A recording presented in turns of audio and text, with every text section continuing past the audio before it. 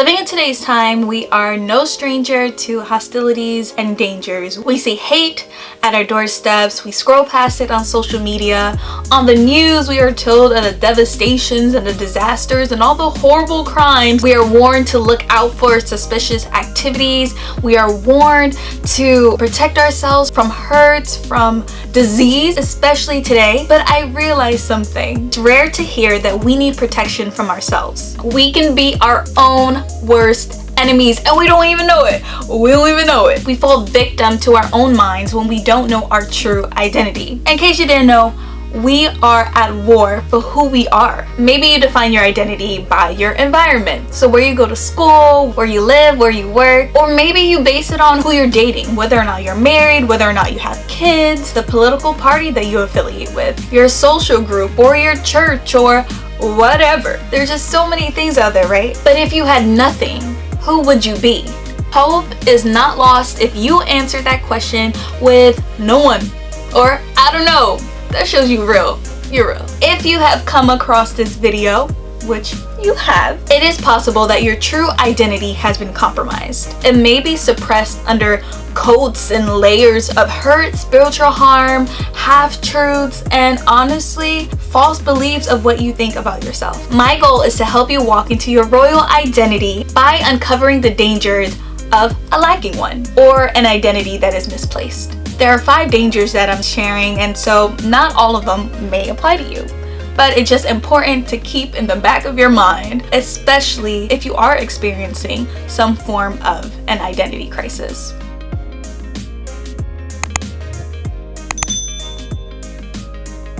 Hi everyone, my name is Tarah-Lynn and I am the creator of Adorned in Armor and the author of Claim Your Crown. Welcome to my channel where I encourage, I equip, and I empower women to conquer life with their armor and their crowns for the battlefield. You know, life is real out here. But when we put on the full armor, we are able to withstand anything. And we can do so fabulously. This video is a part of my confidence series that I am so excited about. So if you are interested in any or all of that, please make sure you subscribe and you give a thumbs up because it helps me and it shows YouTube that you're into this stuff. Don't forget to turn on the bell for notifications and drop a comment if you are struggling with any of these concepts that I'm about to share in regards to your identity, or just let me know if you have a recommendation of what topic I should cover next. Let's jump right into the video. Alright, so danger number 1. See, I told you we're getting right into it.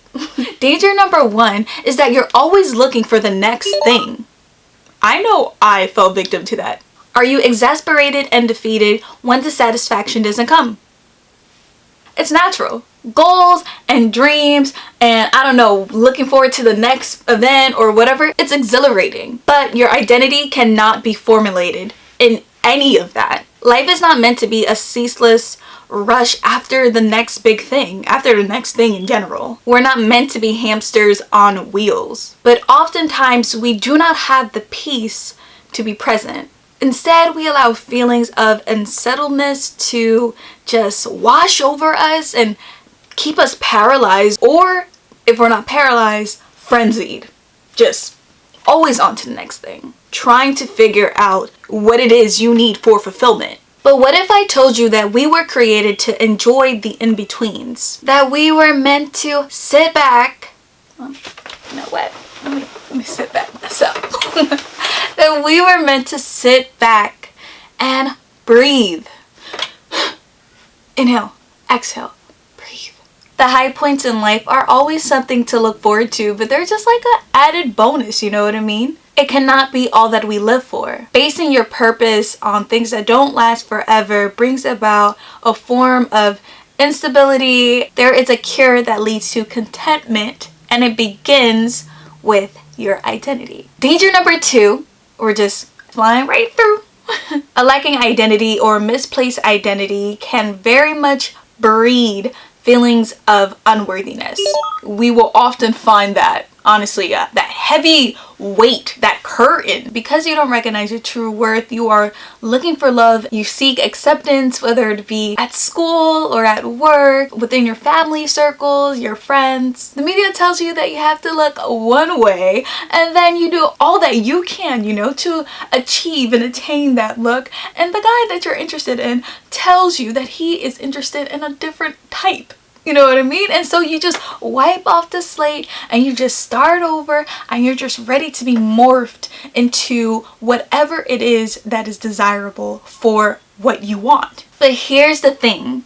If we live our lives at the hands and the mercy of humankind, we will forever be disappointed. You crave applause, but there is one that has long given you a standing ovation. You've been wanting for someone to just tell you to look up, and to tell you that you are worthy and loved, and you are. And this was proven centuries ago. It's time to break the mold of yourself. The one that makes you feel like you need to be somebody else to get the guy, to get the job, to land a deal, whatever it is, it's time to break it. Putting on an act just blocks your God-given potential to shine your light. You will quickly find yourself in a place where you don't even know what's real or what's pretend. Blurred lines. You are way more than a fleeting trend, the next designer drop, your appearance, your position, your title, your career, your social media account, any title,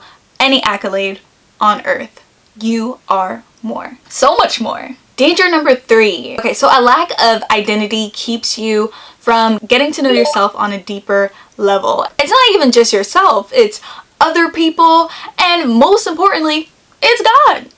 It keeps you from trying to get to know your creator. When you commit to everything except embracing how you were created, that is just a recipe for just like a lackluster life. More insecurities, dependency even, a lack of direction, and sometimes depression. The desire to be liked and loved is natural, you know, we all want that. Like, who doesn't want that? However, we must understand that we won't always be liked and we won't always be loved. So if you are trying to attain this impossible standard, you are compromising. You know, that natural disaster becomes a problem when you actually just cater to pleasing people. So a question to ask yourself is, do you find yourself bending to the will of others? You were not created to be so easily malleable. It's time to learn your authentic self, and the best way to do this is by getting to know who created you in the first place. Danger number 4.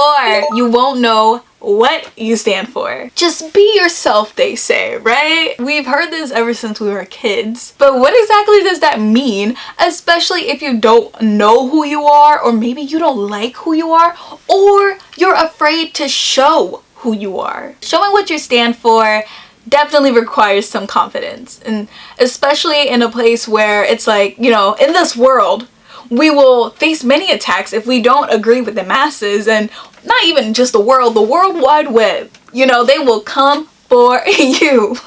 We don't have to accept the hate, but we can accept the fact that not everyone will agree with us. What is helpful is knowing that we were meant to be set apart. In regards to identity, you will find yourself just very frustrated when you're out of line with your values. It can be confusing being unaware of your core values, especially in a social climate that is forever shifting and changing and transforming and just all over the place, right? But the good news is that there is a place where you can build yourself on a very strong foundation. Okay, the last danger, and whew, man, I feel like it brings everything all together. When you do not know who you are, there is a strong possibility that you are not aligned with God's will. Living life out of purpose is the worst place anyone can be. The worst. You'll find yourself getting into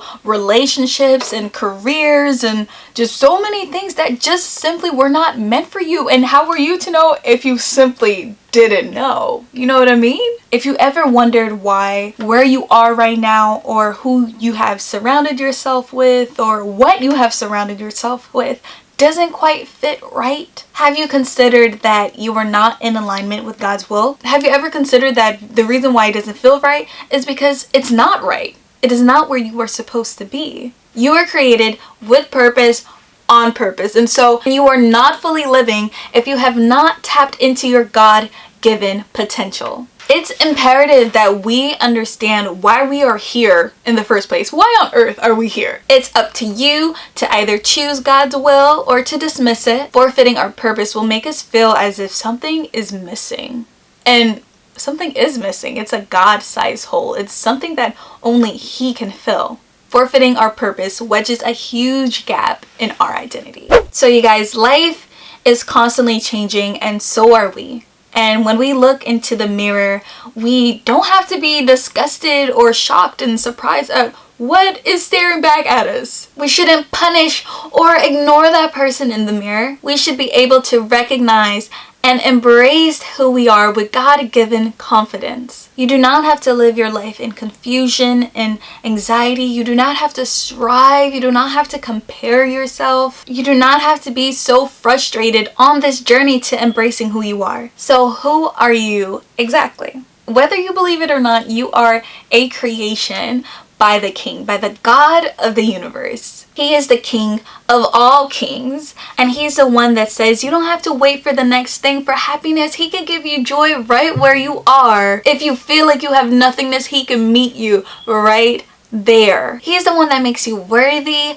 and righteous and calls you love and exemplified that on a cross centuries ago. He's the one that bridged the gap so that you can have connection with your Father in heaven. He is the one that is immovable, who is unshakable, and is willing to be your strong foundation. He is the one who placed you here for a purpose. His name is Jesus. You have the opportunity to become His royal heir when you welcome Him into your life. He gives you a new identity when you choose Him above all else. Once you start with Him and just dedicate your life to living in His light. It's not going to be easy, but I would be so honored to help you on that journey to discovering your true royal identity and walk in that confidence and work that He has reserved for you. If you're ready to walk into all of that, into the fullness of who you are, then I have a resource for you that would definitely help. My first book is called Claim Your Crown, and it is basically just a guided resource sharing my story and also pop culture references and fairy tales and even royalty in the Word of God in order for you to better understand who you are and how God sees you and what you are supposed to do for His kingdom on this earth. I also have free resources like affirmations for queens and kings and princesses and all that good stuff, and you could also just stay tuned for the rest of my confidence and identity series right here on Adorned in Armor. You do not have to live a life that lacks identity. These dangers dissipate when you begin with Jesus. Thanks so much for watching, guys. I hope you enjoyed this video. I hope that it really just spoke to you and you are moved to make a move and walk into your royal authority. Make sure you thumbs up. Please don't forget to share this video with someone who needs this, and that you subscribe, and you always said thumbs up. Turn on the notification bell. Yeah. Thanks, guys. Bye.